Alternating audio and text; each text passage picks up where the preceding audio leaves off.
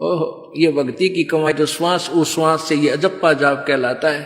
कहते इसका जाप करके तू अपना ये दहेज बना, यानी धन जोड़ ले, जो आगे लेकर जाना है, दहेज जो अपने पति के घर लेके जाना है।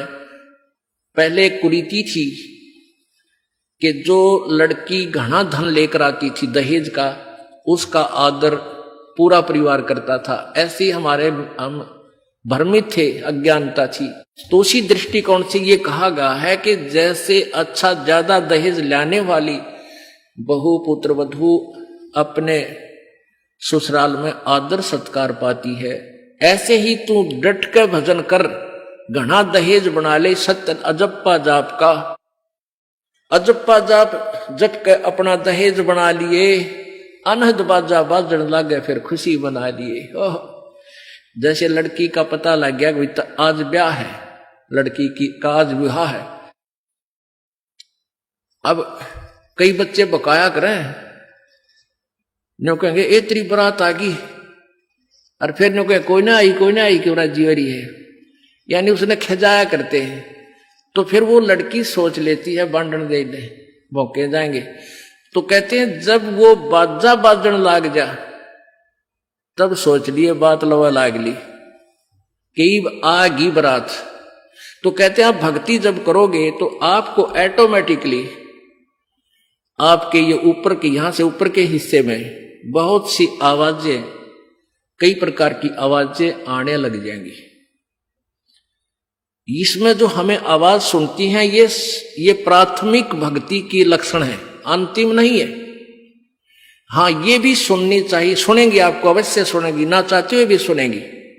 और कभी सुनना चाहो तो कभी 2 4 10 मिनट, कभी कभी डेली नहीं, कभी ऐसे कान बंद करके एकांत स्थान पर सुन लेना, आपको सारा साजबाज अंदर बाजता दिखेगा, जिसकी भक्ति इस लक्षण हो गए। कुछ एक को वैसे भी सुनती हैं जिनके पूर्व जन्म की भक्तियां होती हैं, और फिर धीरे धीरे उनकी बंद हो जाती हैं, आगे कुछ नहीं सुनती, चाहे वो किसी का नाम जाप ले रखा है। तो वो तो ऐसा सुनना, ये देखना तो ऐसा है जैसे आपने बैंक में कमाई करी की और बैंक में पैसे जमा करा दिए, और उस बैंक की कॉपी ने कभी देखना चाहो तो खोल के देख लो। और ये दूसरे जो पंथ बतावे हैं, ये साधना, इनकी नाम गलत हैं, और कहते हैं ध्यान लगाओ, मेडिटेशन करो, कान बंद करके, आंख बंद करके, अंदर आवाज सुनो, शब्द सुनो। ये कोई फायदा नहीं। अब जैसे धंधा करता नहीं, और बैंक में जब पूर्व जन्म की पहले की जो डिपॉजिट है 20-30 हजार, उसने रोज देखे जाने, कहा 20,000 है, और 20,000 में काम तो ना चले, फिर वो निकलवाने भी उसी में तो पड़ेंगे, वो एक दिन जीरो हो जाएंगे।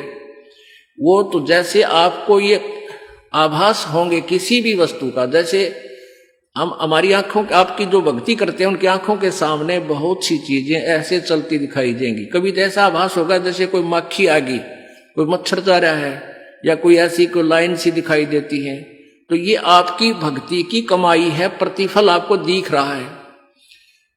और कई एकादा क्या करे हमारे भक्त, एक बहन भगत भाई आया ने बोला जी मैंने तो आंख दिखा ली, मेरी तो आंखों में डिफेक्ट हो गया। वहां क्या हो गया कि आगे बेरानी काला काला दिखे जा, नो देखूं जब भी दिखा, मन तक कई बार डर भी लग जाता है।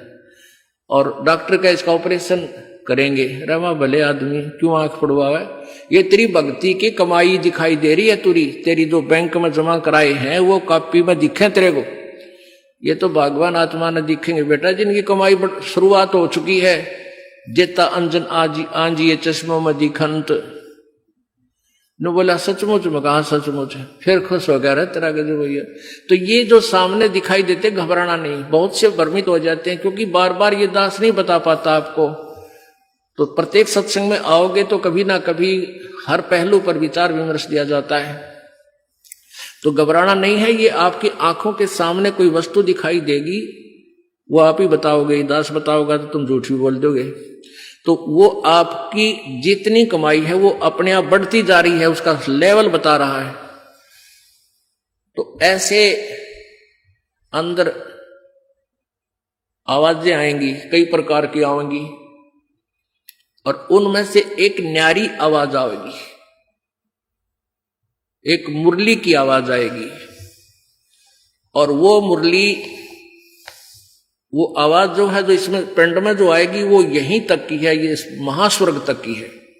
और जो वास्तविक धुन, वास्तविक जो आवाज है, वो इस अंड और पिंड से पार है, वो सतलोक में है। वो वहां जाकर आपको वो बात बाहर सुनाई देगी। यानी इस शरीर से एक जब आत्मा भक्ति से परिपूर्ण हो जाती है तो इस शरीर से बाहर भी हो जाती है। तो उसको सुनने के लिए ऐसी सचिथि आ जाएगी अपने आप, जैसे आपका शरीर यहां बाहर खड़े हो गए, और फिर वो आवाज आपको उस सूक्ष्म शरीर के माध्यम से सीधा कनेक्शन उस सतलोक से हो जाता है। वो परले पार वाली मुरली आवाज, वो धुन, वो झनकार अलग से सुनाई देती है। फिर सेकंड के बाद आप उसी शरीर में होते, आपको पता भी नहीं कि मैं बाहर गया या अंदर ही था। वो बहुत बाद में जाके बहुत लेटेस्ट स्टेज पे ऐसा होगा। पर ऐसा हो या ना हो, आप जैसे दास बताओ, ये खुराक खाते रहो, रोग कटेगा, ये साधना करते रहो। तो क्या बताया है,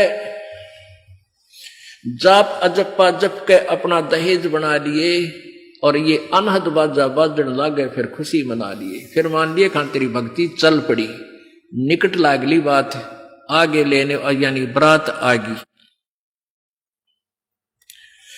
आवे बिरहा कबीर लेने, खुश होकर चालिए, और प्रेम की बारिश होने लागे, फिर मलमल नहा लिए। जैसे आपने कल सुना था, बिना प्रेम पावे नहीं चे करोड़ समाधि ला। होय होय, जैसे सूरज के आगे बदरा ऐसे कर्म छयारे, प्रेम की पवन करे चित मंजन झलके तेज नयारे। प्रेम की पवन, परमात्मा के प्रति इतना प्यार उमड़ उमड़ का आपके हृदय में रह के जरा सी बात मालिक की चले, आंखें भरे आऊं आपकी, कुछ दिन में ऐसी सचिथि आ जाएगी। तो ये प्रेम की पवन चलेगी। जैसे सूरज के आगे बादल होते हैं तो सूर्य का प्रकाश निष्क्रिय हो जाता है, और जब हवा तेज चलती है बादलों को इधर उधर फेंक देती है तो सूर्य का प्रकाश जो का तो सामने चमक रहा होता है। ऐसे परमात्मा और अपने बीच में, आत्मा के बीच में पाप कर्मों का गरावा यानी बादल छाया हुआ है। इस प्रेम की यानी सब भक्ति जो क्रिया आपकी होंगी, दान करता आदमी को इतनी खुशी होती है, उस दिन कोई ठिकाना नहीं। और 10 रुपए चोरी कर ले, आत्मा खुश नहीं हो सकती, चाहे 20 लाख चोरी कर ले।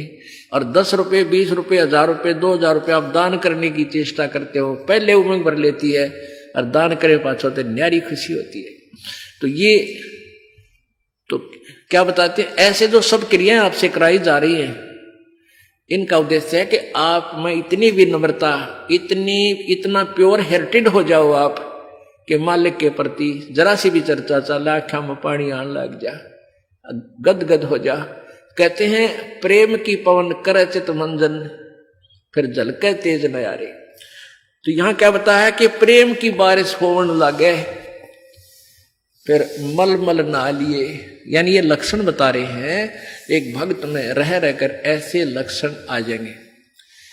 एक बुढ़ा आवे मेरे पास, नाम ले रखा उन्होंने साल भर से। वो कहता है जी मैं नाम जपन लागू, मैं रोने लग जाऊं, मेरा रोना बंद कर दे। राम तो रोना शुरू करवावा तो बंद करवाना आवे, ये तेरे भाग जाग रे भले आदमी, नो कहना शर्म आवे, लोग नो कहीं अच्छा आदमी नाम लेने लगे तो माई लोग की सुनेगा, तुम्हारी सुनेगा, नो बता। तो इसे ओपन कर्मी प्राणी है, बुढ़ा आदमी 65 साल का होगा, भगवान का नाम मिल गया, पिछले संस्कार से ही होता सारा कुछ। और ईब का नाम लेने लग गो, मैं तो रोने लग जाऊं। रे तेरा जी भगवान ये सब ने देसा रोना हमारे भगता ने, आँखें में पानी आवे, मालिक की चर्चा हो, ना द्वेष हो, ना राग उठे, ना कोई चोरी करने जी करे, ना कोई जारी करने जी करे, ना बुराई मन में आवे, ये ऐसा जो धुन लग जा। फिर कहते हैं सार शब्द का सुरमा गा लिए, जब पति न भावे। सार शब्द यानी जो असली मंत्र आपको दिया जाएगा वो सुरमय जैसा होगा, वो एक न्यारी आपकी जो है ना पहचान बनेगी, उस पर न्यारी जो है ना अलग से आपकी एक और सुंदरता बनेगी। यानी परमात्मा को आप और उस मंत्र सहित और अच्छे लगोगे जिनके पास ये तीनों मंत्र होंगे। कहने का भाव ये, आदिन्य की मांग बरा ले तो चलिए नाड़ झुका के, विनम्रता, अभिमान खत्म हो, विनम्रता आवे, और सबके साथ प्यार से बोले, आकड़ नहीं पाड़े। ये लक्षण हो जाने चाहिए आपके अंदर। आदिनी की मांग भरा ले, ये जो मांग आप सिंदूर डालते हैं, ये आदिनी तेरी मांग है। और चलिए नाड़ झुका के, यानी नम्रता से रहना, नाड़ झुका के चलना, नम्रता से पेश आना।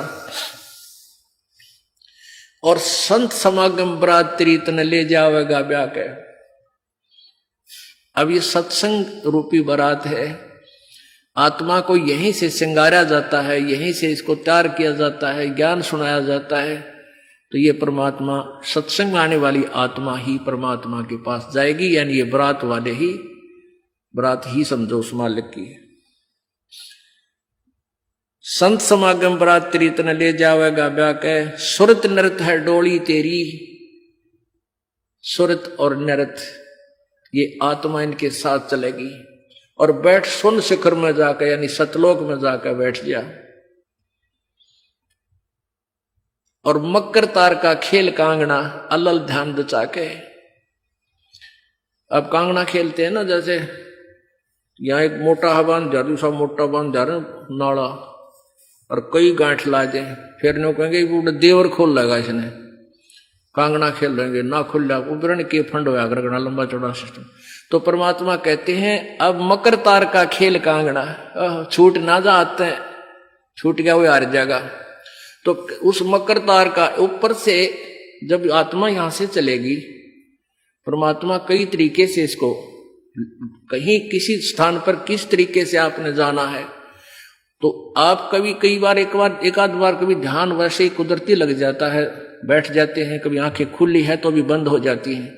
और कई बार ऐसा होगा कि एक मकड़ी के तार जैसा आपको लंबा स्ट्रेट, बहुत, उसका कोई और छोर आप नहीं देख सकोगे, ऐसा तार सा नजर आएगा, उसको मकर तार कहते हैं। उसके साथ लग के आत्मा, जैसे मकड़ी उस तार को पकड़कर ऊपर चढ़ जाती है, ऐसे वो मकर तार का आपको दिखाई देगा जब चलेगी यहां से आत्मा संसार छोड़ के। तो एक मकर तार का मार्ग आपको मिलेगा, उसके साथ चलना, उसको छोड़ना नहीं, तो उधर नहीं जाना, नहीं तो मार खा जाएगी।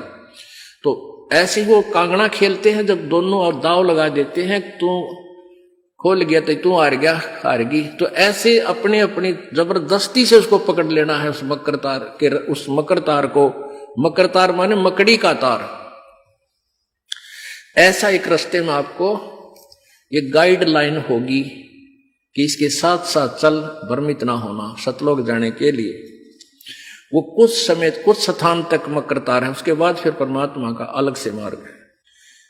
सुरत नृत्य है डोली तेरी, बैठ सुन शिखर में जाके, मकर तार का खेल कांगना, अल्लल ध्यान दचा के। ओए होए, एक एक वाणी का आधा हिस्सा भी इतना जबरदस्त भर रखा भगवान ने।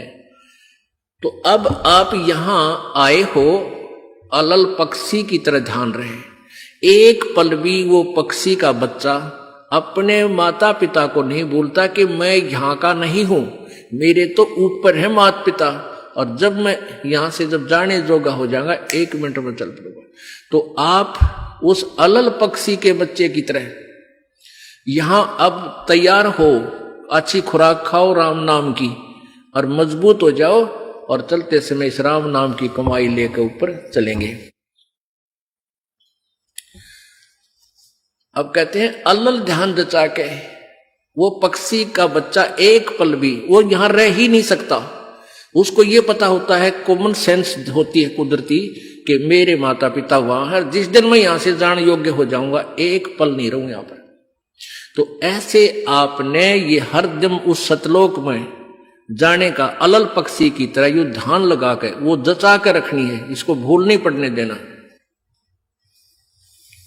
मकर तार का खेल कांगना, अलल ध्यान जचा के, और बैठ विश्वास सेज बिछा के, जो शब्द छैल आवे है।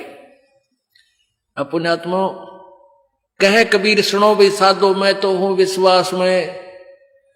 जो क्रिया, जो साधना आपको बताई जाती है, वो साधना वो है जो सब सदग्रंथों में प्रमाणित है, और वो है जिन महापुरुषों ने परमात्मा पाया, उन्होंने भी यही क्रियाएं की।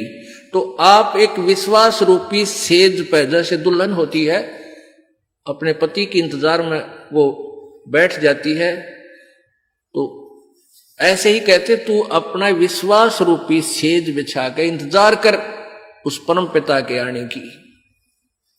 विश्वास तेरी सेज है, यानी तेरा विश्वास है तो मालिक आवेगा, और विश्वास नहीं है तू ही वहां से चला गया कि तो फिर पति कहां मिलेगा। कहने का भाव ये है कि डगमग नहीं होना है, अपना विश्वास दृढ़ रखना, जो बताया गया ये विधि और यही भक्ति आपको परमात्मा मिलाएगी।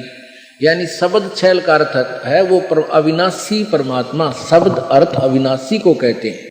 अविनाशी परमेश्वर तेरा पति तुझे वहां लेने आएगा और इस प्रकार हम परमात्मा पाएंगे। बोलो सतगुरुदेव।